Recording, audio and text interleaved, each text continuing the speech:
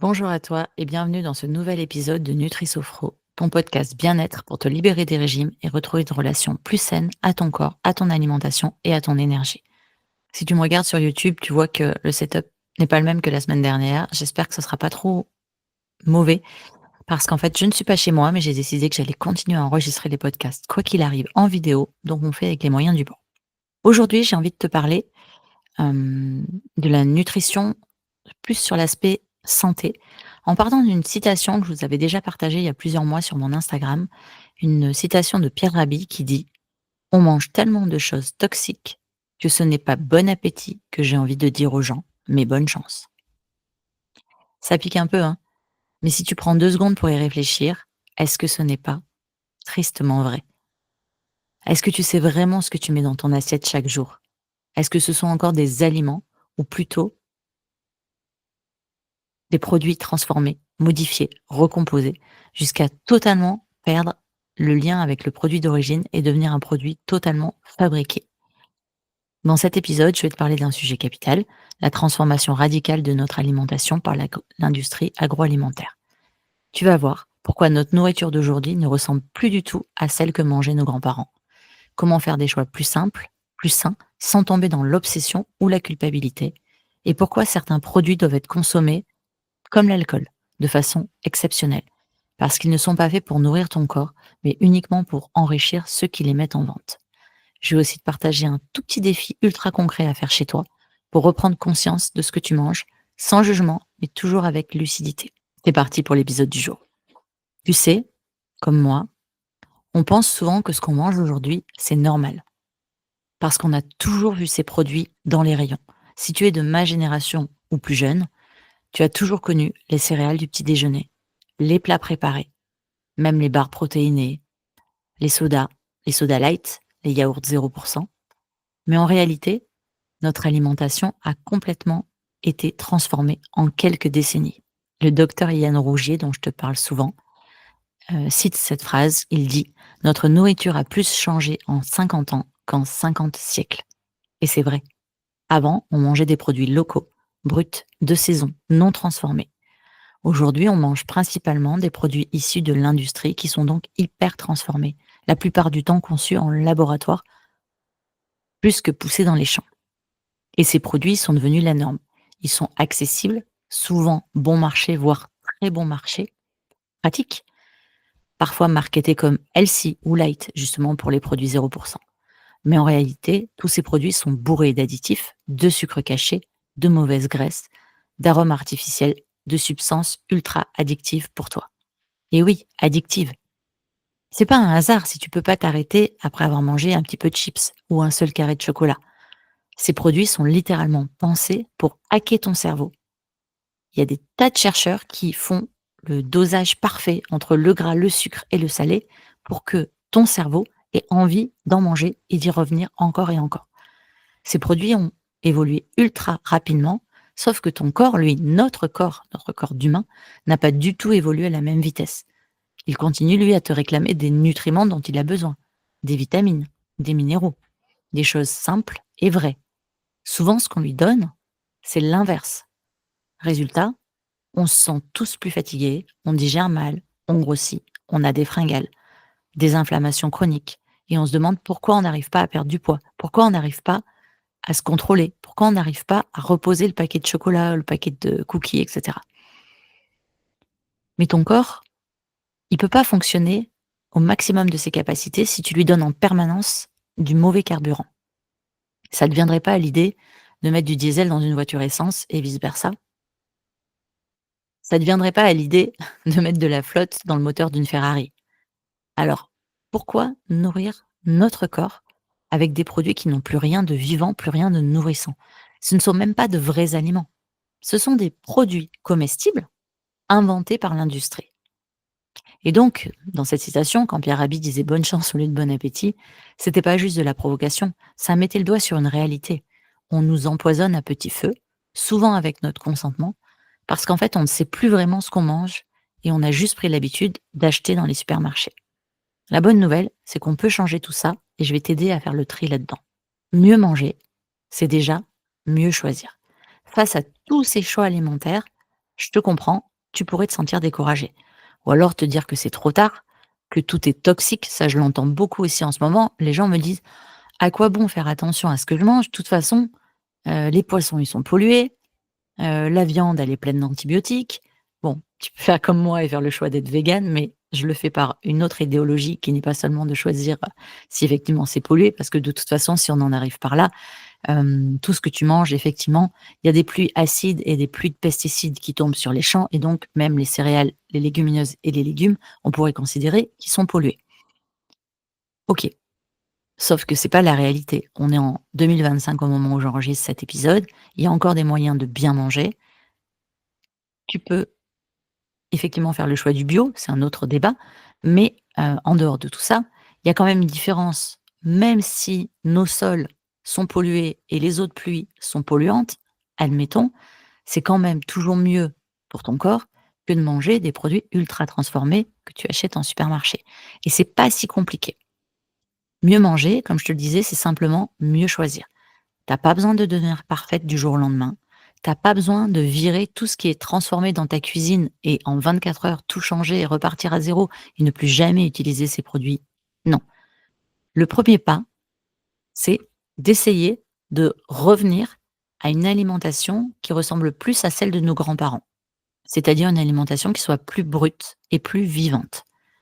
C'est-à-dire des aliments, concrètement, qui ressemblent à ce qu'ils étaient depuis toujours. Des légumes frais, des fruits de saison, des céréales, semi-complètes ou complètes, des légumineuses, des oléagineux et des protéines qui sont peu ou pas transformées. Ces aliments, ils sont plus riches en fibres, plus riches en vitamines, plus riches en minéraux, plus riches en antioxydants, tout ce que ton corps te réclame, tout ce qu'il reconnaît réellement, tout ce qu'il digère bien et assimile bien. Et pour faire ça, tu as pas besoin d'être à 100 parfaite. Ce qui est important, c'est la régularité, pas la perfection. Tu peux tout à fait manger une pizza surgelée de temps en temps. Tu peux manger un croissant le dimanche ou un verre de vin en terrasse. Mais si, allez, on va dire 80 du temps, tu fais des choix qui sont plus nourrissants et plus sains pour ton corps, eh ben, il se débrouillera et les 20 restants n'auront pas autant d'impact. Un bon réflexe à prendre, c'est de regarder les étiquettes quand tu manges des produits transformés. Et une autre bonne astuce d'ailleurs, c'est que les vrais produits non transformés n'ont pas d'étiquette. Quand tu achètes une pomme, elle a pas d'étiquette. Quand tu achètes une carotte, elle a pas d'étiquette. Quand tu achètes une pomme de terre, elle a pas d'étiquette. Donc déjà de base, dis-toi, s'il y a pas d'étiquette nutritionnelle sur ce produit, c'est qu'on est plus proche d'un produit naturel. Mais quand tu prends un produit transformé, prends l'habitude de lire les étiquettes nutritionnelles. Plus la liste des ingrédients est longue, plus il y a de mots que tu ne comprends pas, plus il y a de chiffres de style E quelque chose. Là, tu peux te dire: «OK, je vais reposer ce produit». Probablement que c'est un produit ultra transformé et pas un vrai aliment. D'accord? Maintenant, en lisant l'étiquette nutritionnelle, il y a des produits qui sont meilleurs que d'autres. Si tu veux que je te fasse un épisode complet pour t'aider à t'y retrouver, ce sera, avec plaisir. Mais il y a aussi des applications qui existent, style Yuka ou autre, qui te montrent quel type de, transformation a subi le produit et à quel point il est, composé avec des additifs. Je te mettrai les références, en lien de l'épisode.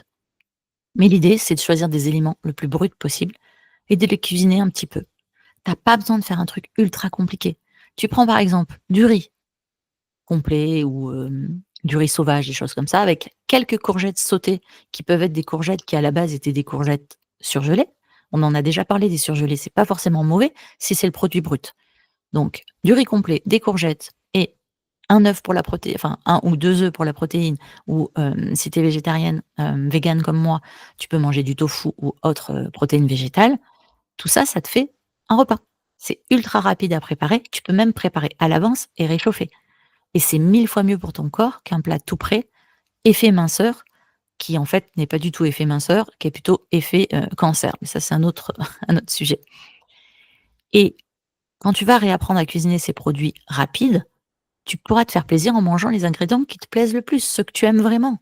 Tu vas rééduquer ton palais, petit à petit tes envies vont changer, tu vas retrouver le goût des vraies choses et ça te permettra de mieux manger sans faire de sacrifice, sans faire le sacrifice du plaisir et du goût.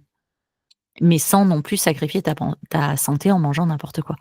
C'est revenir à des plats simples et du bon sens et tu vas voir ton corps va très, très vite te dire merci.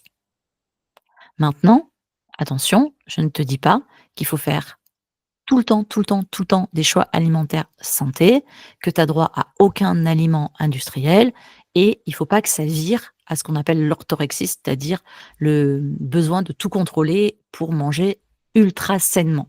Non, il faut, oui, faire attention à ce que tu manges et faire des choix intelligents. Oui, l'alimentation industrielle, ça peut avoir des effets catastrophiques sur notre santé, mais il faut pas que ça vire à l'obsession.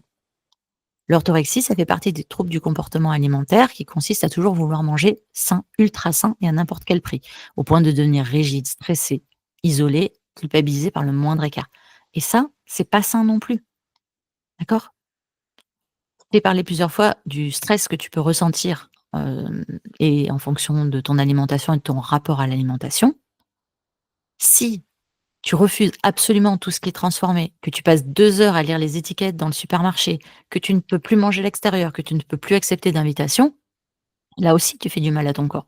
Tu vas te stresser, tu vas, créer, même un vrai trouble du comportement alimentaire et pas juste un début de trouble. Donc non, ça on veut pas non plus. Le but c'est pas d'être parfaite, encore une fois. Le but c'est d'être en paix pour faire les meilleurs choix possibles pour ta santé. Oui à un croissant de temps en temps le week-end, oui à une glace en terrasse avec les potes l'après-midi quand on va à la plage. Oui à un apéro ou un barbecue avec les amis et cetera. Tout ça, c'est des plaisirs de la vie. Ton corps en a aussi besoin pour bien fonctionner. Tu peux tout à fait manger une part de gâteau d'anniversaire, encore heureux. Oui, tu peux boire un verre de vin si tu bois de l'alcool de temps en temps et continuer quand même à prendre soin de toi. C'est pas ça qui va, détruire ta santé, c'est pas ça non plus qui va ruiner tous tes efforts. Le vrai danger, c'est quand ces aliments ultra transformés deviennent la base de notre alimentation. Quand tu manges tous les jours de ces produits, finalement ton corps, il arrive plus à s'y retrouver. Donc là, c'est pas bon. Mais si c'est une exception, de temps en temps, dans un moment social, un moment de kiff choisi, savouré, en pleine conscience, alors il faut pas en faire un drame. Comme toujours dans ce podcast Nutri-Sophro, je te parle d'équilibre. Équilibre alimentaire, oui, mais équilibre de vie, équilibre de liberté, pas de contrôle ou de privation. Le plaisir, le vrai, tu peux le trouver dans cet apéro en terrasse avec les potes, mais tu peux aussi le retrouver en hiver dans une bonne soupe maison. Tu auras fait, cuisiner toi-même, ça prend vraiment pas longtemps de se faire une soupe, franchement et tu évites tous les additifs qui sont dans les soupes en briques.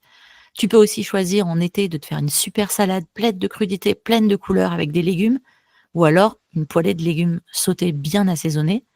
Tu vois? Le plaisir, c'est pas uniquement le sucre et le gras et le sel de ces produits industriels, mais les meilleures associations pour toi et pour ton plaisir. Donc oui, mange mieux, prends le temps de t'informer pour faire attention à ce que tu mets dans ton assiette. Mais fais-le comme toujours avec de la douceur, de l'intelligence et de la bienveillance envers toi-même. Quand je te le propose de renoncer à certains produits, déjà, c'est pas d'y renoncer en permanence, comme on l'a vu. Tu peux choisir à quel moment tu les manges, à quel moment tu ne les manges pas. Mais quand je te parle de ce renoncement, c'est pas pour maigrir. C'est vraiment pour te soigner. Ça va bousculer certaines de tes croyances, mais vraiment l'idée là, c'est pas de te faire maigrir. C'est vraiment, je te le répète, de te soigner. Parce que dans ces aliments, et je mets des guillemets, parce que ce sont plus du tout des aliments. Ce sont des produits qui ont été créés, qui t'apportent des calories, OK, un peu comme quand tu mets quelque chose dans une chaudière, on est d'accord? Sauf que ils sont conçus, comme je te le disais, pour être addictifs et non pas pour être nourrissants et ils peuvent même t'intoxiquer petit à petit.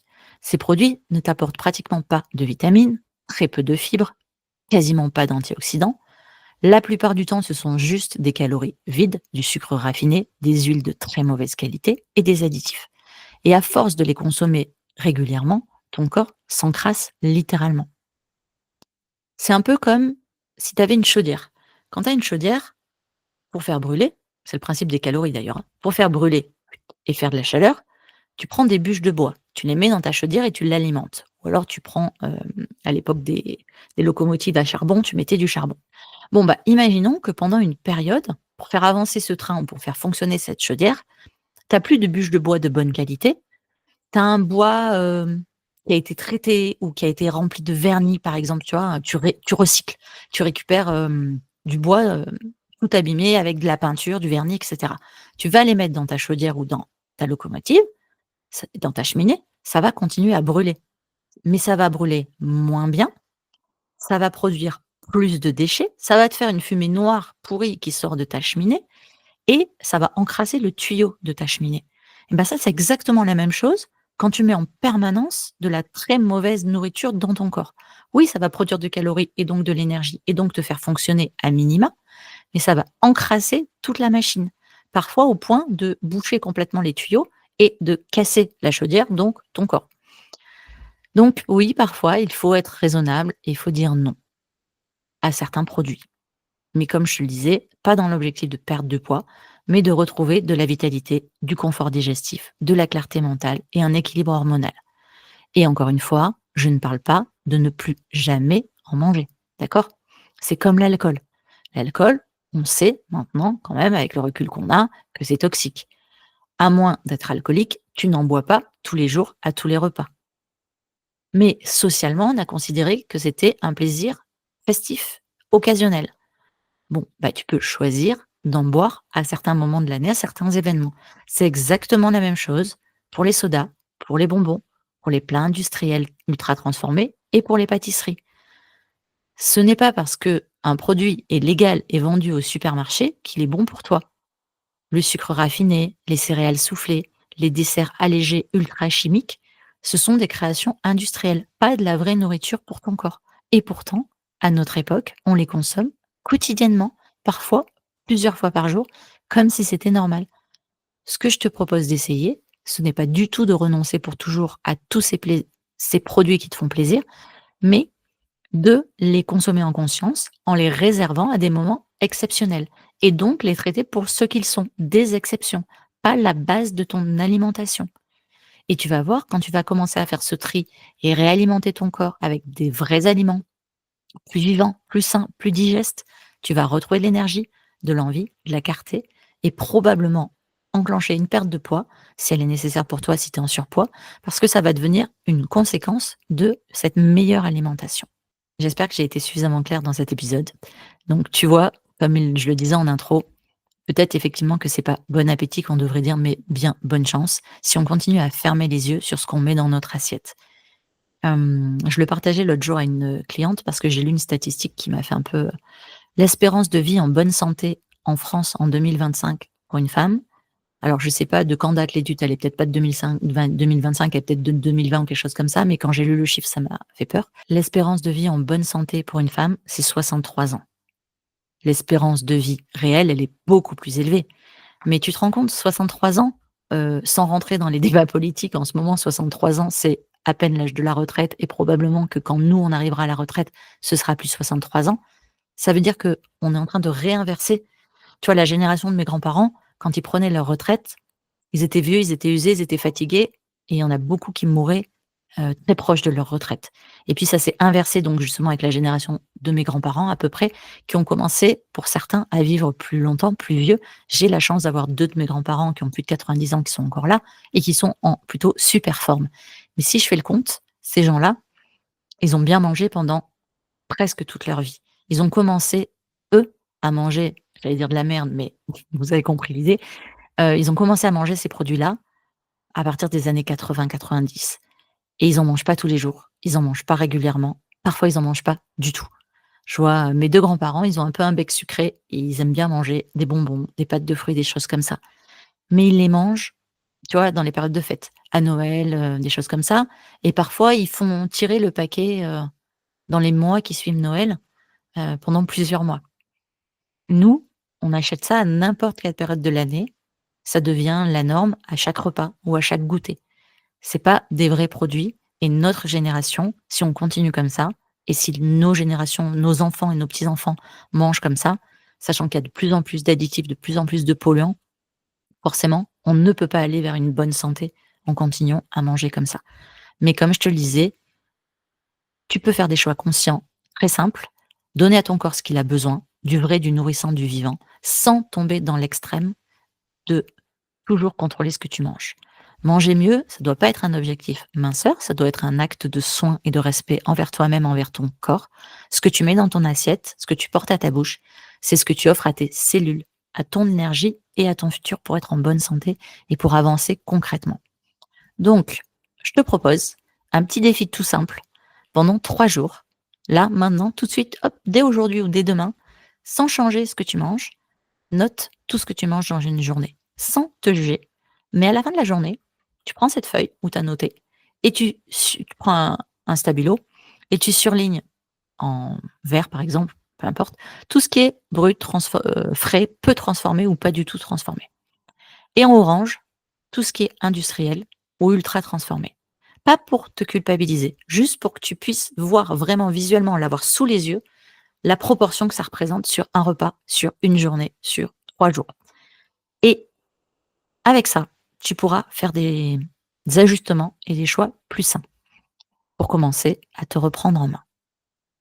Si tu le souhaites, tu peux me partager ton expérience de ces 3 jours en DM sur Instagram. Mon compte, c'est Guérir des régimes. Et sur mon site internet, tu peux venir m'envoyer un petit message. Si tu veux aller plus loin, je te propose d'écouter ou de réécouter l'épisode 4 qui te parle de bien manger sans se prendre la tête et l'épisode 13 qui te propose des idées de petit déjeuner. Si cet épisode t'a plu, pense à le partager, à me laisser une note ou un commentaire sur ta plateforme d'écoute. Ça m'aide énormément à faire connaître le podcast. Moi, je te dis à la semaine prochaine. D'ici là, prends soin de toi et n'oublie pas, tu as déjà en toi toutes les ressources pour y arriver. À très vite sur NutriSophro.